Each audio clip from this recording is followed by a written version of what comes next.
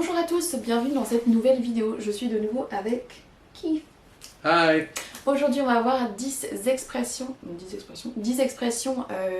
qu'on voit beaucoup aux États-Unis, que les Britanniques utilisent pas forcément, voire pas du tout. Et c'est des expressions qui viennent vraiment de la culture américaine, que ce soit baseball ou d'autres domaines. On va voir ensemble ce qu'elles veulent dire et dans quel contexte on peut les utiliser. La toute première expression est to ride shotgun. Yes, riding shotgun. Very important when you're a kid. Less so when you're an adult, I hope. So very often, if you ride shotgun, you sit. Well, not very often. When you ride shotgun, you're sitting in the front seat of the car. If you want to ride shotgun, it's a game, and you have to call shotgun. So as soon as you walk out of a building or a house or something, the first person to see the car can yell shotgun, and they get to ride shotgun. Donc, si vous sortez d'un bâtiment et que vous voulez vous asseoir sur le siège passager, il faudra, dès que si vous êtes le premier à voir le siège, ou la voiture, le siège, As soon as you can see the car. the car. Dès que tu vois la voiture, tu peux dire shotgun. Donc, là on dira to call shotgun. Et to ride shotgun, donc c'est le fait d'avoir dit shotgun le premier et d'avoir le droit de s'asseoir côté passager. Exactly. Voilà. Donc, clairement, c'est quelque chose qu'on n'a pas en français.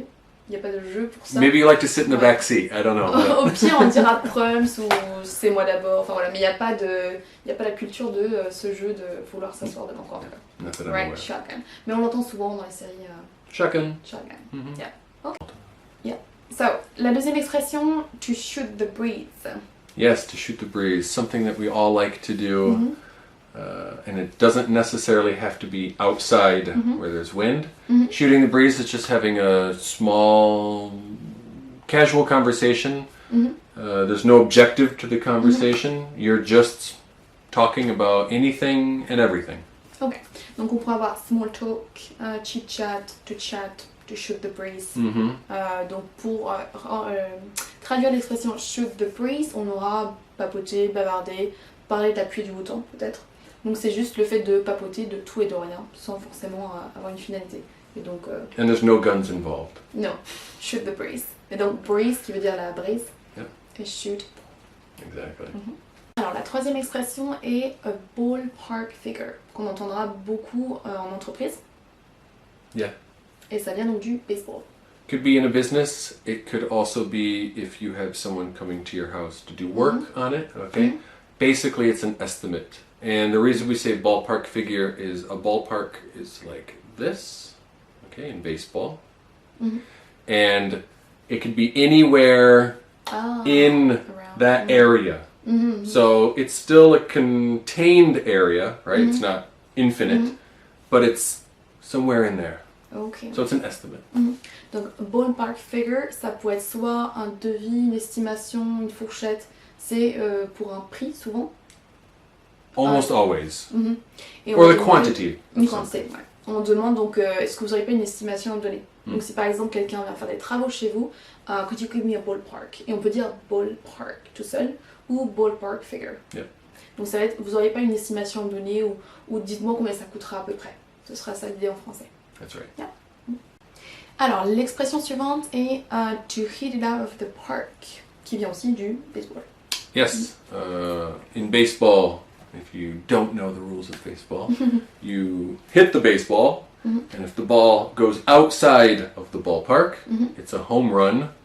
You run the bases, you go home, you score a point. So it's the best thing you can do in baseball. And in this case, if you hit it out of the park, it means that whatever you were trying to do, you succeeded very well at it. You went above and beyond what you needed to do. Alors donc au baseball, avec la batte, on frappe la balle et si par hasard elle sort de la zone qu'on appelle le ballpark, ça, donc le joueur qui vient de taper peut faire un home run, c'est-à-dire courir tout autour des, je sais pas le nom, mais des The bases. the bases, ok. Et donc faire le tour complet. Il a le temps parce qu'il a lancé sa balle suffisamment loin, c'est ça.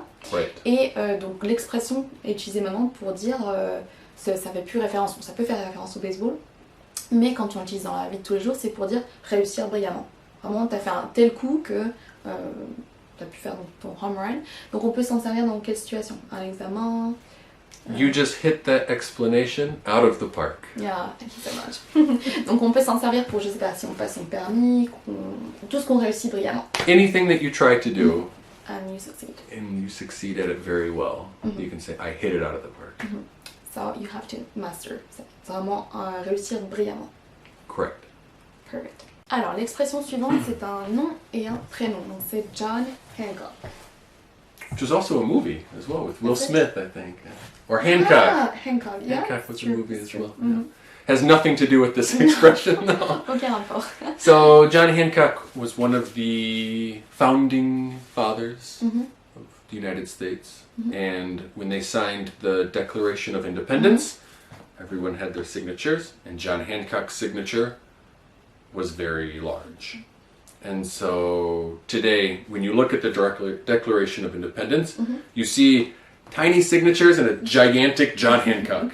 And today when we say, give me your John Hancock, or I need your John Hancock, it's your signature. It's just another word for signature.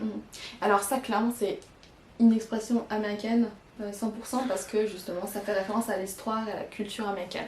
Donc je pense pas qu'on l'utilisera en Grande-Bretagne, mais les Américains l'utiliseront volontiers. I don't think they like John Hancock very much in England. Donc voilà, si vous l'entendez, ce sera souvent de la bouche d'un Américain et on l'entendra en disant Give me your John Hancock or I need your John John Hancock. Hancock. Donc ce sera équivalent à signe, j'ai besoin de ta signature, tout Exactly. simplement. Yep. Okay.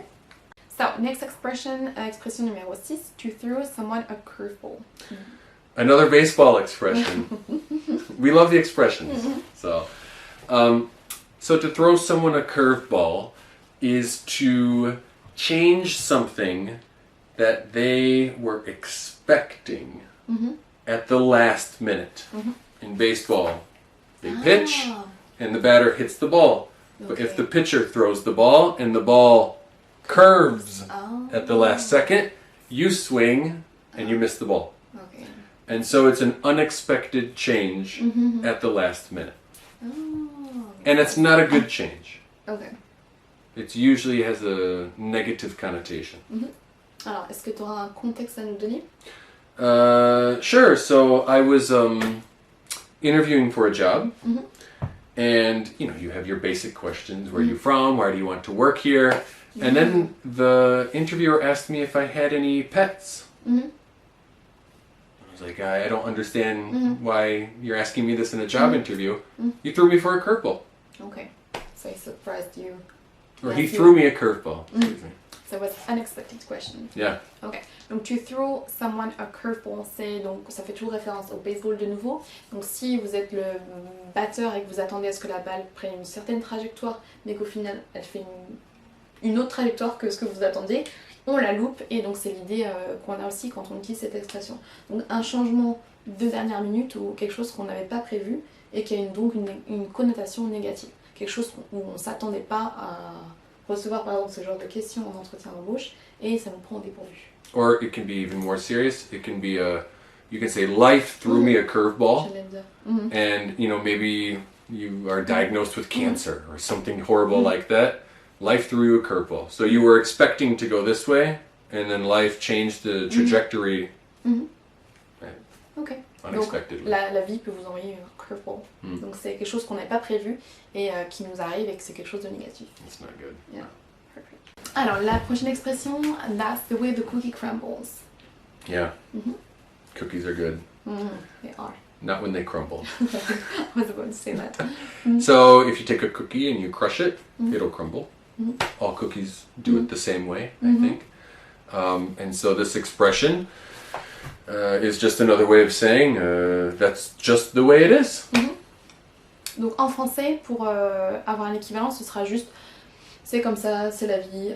Donc on s'en servira plutôt pour donc le cookie That's the way the crumbles. cookie crumbles. Crumble, c'est-à-dire qu'il tombe en miettes, quoi, hein. Le cookie il s'effrite, il devient des miettes. C'est hyper imagé, en français on n'a pas l'équivalent, mais voilà, c'est la vie, c'est comme ça. Donc on s'en servira souvent pour quand il nous est arrivé quelque chose où on se plaint. Moi si je me plains de ma voiture elle a lâché ou mon téléphone ne marche plus, gna gna gna. Toi tu peux me répondre, that's the way the cookie crumbles. Okay, yeah. I wouldn't. I would help you with your car, but yeah. Thank you. Help me fix my That's car. just the way the cookie crumbles. Ok, donc ce serait une autre phrase qu'on pourrait utiliser, tu m'as dit That's the way it is. That's the way it is, yeah. Now, if you had a car problem, I would assume that there was something that made your car break down. Ok. So if you're like, oh, I forgot to put gas in my car, and now I'm on the side of the road, I could be like, well, that's just the way the cookie crumbles. Ah, ok. Because of this, then this, and Okay. that's just the way it is. Ok. Donc, that's the way the cookie crumbles, une expression donc américaine aussi, pour dire c'est la vie, c'est comme ça. That's life. Yeah. That's the way it is. Tough luck. L'expression suivante est to quit cold turkey. Yeah, very difficult thing to do sometimes. So to quit cold turkey is to quit without any help, and to do it immediately, and it's probably the most difficult way to quit something, but also the most effective as well. Donc, c'est arrêter brutalement du jour au lendemain. Souvent, on parle du tabac, de l'alcool, de drogue. Something that you're addicted to. Ouais, quelque chose qui on est accro, quoi. So yeah, if you quit smoking cigarettes, you don't use an e-cigarette or Patch. Nicotine chewing gum or the patch or things like that. You just put out your last cigarette and you quit. You're done, and you don't touch it again. Donc c'est l'idée d'arrêt brutal, on n'utilise pas de patch ou de chewing-gum, tout ça, ou une cigarette électronique, c'est vraiment on arrête de fumer, hop, celle-là c'est la dernière et terminée, quoi. Nothing. Donc to quit cold turkey. Donc tu nous disais pour arrêter par exemple du sucre ou une mauvaise habitude plutôt alimentaire, on dira plutôt Give up. to give up. So I give up sugar or chocolate Or caffeine or Coca-Cola. Donc on s'en sert plutôt pour les grosses addictions. Cigarettes, alcool et tout ça. Exactly. To Correct. quit cold turkey. Yeah. Alors l'expression suivante fait de nouveau référence au sport, the whole 9 yards. Donc au football américain. American football, which we just call football. Yes, Of c'est ça que tu course. m'as perdu. Yeah. The American football. Donc le football américain, ouais. So without going into the rules and how the game is played, because there's a lot of rules and it can be complicated for people, I think. 1 yard is 3 feet. And for you non-American people who use the metric system, 1 yard is almost 1 meter. Okay? And you need 10 yards in football to be able to continue playing. All right? You have 4 chances to get 10 yards, and then you have 4 more chances, etc. So when you have that first play, you're on the first yard line, and you need 9 more yards to go. And so when you want the whole 9 yards, it means you want the complete package. Donc au football américain, pour continuer dans le jeu, il faut aller poser la balle au bout de 10 yards. 10 yards. Right. Donc c'est pour ça, si vous voulez the whole 9 yards, vous voulez tout, vous voulez le beurre, l'argent du beurre, la crème, plus ou moins, Yep. vous voulez la totale. You want this and the rest. Ouais, vous voulez un petit peu, mais en fait vous voulez, enfin c'est comme si tu lui donnes ça, The whole 9 on prend yards. ça, on prend ça. Donc dans quelle situation on pourrait s'en servir? You go to a clothing store and someone's like, oh, do you want a t-shirt? Do you want to try on this t-shirt or try on these shoes? And you say, I need a new wardrobe. I'm going to try on the whole 9 yards. Ok. Donc je veux la totale quoi. Yeah. Je vais me relooker complètement, je veux les chaussures, le pantalon, le t-shirt. The whole 9 yards. Tu nous as dit aussi pour une maison, par exemple, je te demande, so you're going to buy a new house, what are your criteria, so what do you want? Oh, I want 3 bedrooms, 2 baths, and maybe a yard and, or the whole 9 yards. La totale quoi. Je veux ça, une maison, une baignoire, salle de bain, salle de douche, machin, tout ça. 3 chambres, un jardin, and the whole 9 yards. Et la totale quoi, je veux tout. Piscine, jacuzzi, etc. A driveway. Ooh, swimming pool, that would be nice too. Those, Ouais, ça, Windows can be useful. Donc the whole 9 yards, ce serait dans différents contextes, le beurre, l'argent du beurre et la crémière, ou la totale, je veux toute la panoplie quoi. La dernière expression qu'on a pour vous, c'est to earn brownie points. Has nothing to do with brownies. Brownies are good. So to earn brownie points, I think it's something that people just do naturally. It's when you do something nice for somebody, and you have to imagine that we all keep score of the nice things that people do and the bad things that people do to us. And so if someone does something nice for you, it goes in the good column. And you have to imagine that these are brownie points. And if you accumulate a lot of brownie points with someone, you get a brownie. maybe if you ask them for a brownie, they will give you one. But usually people are more inclined to do you a service or a favor if you have a lot of brownie points with them. Okay.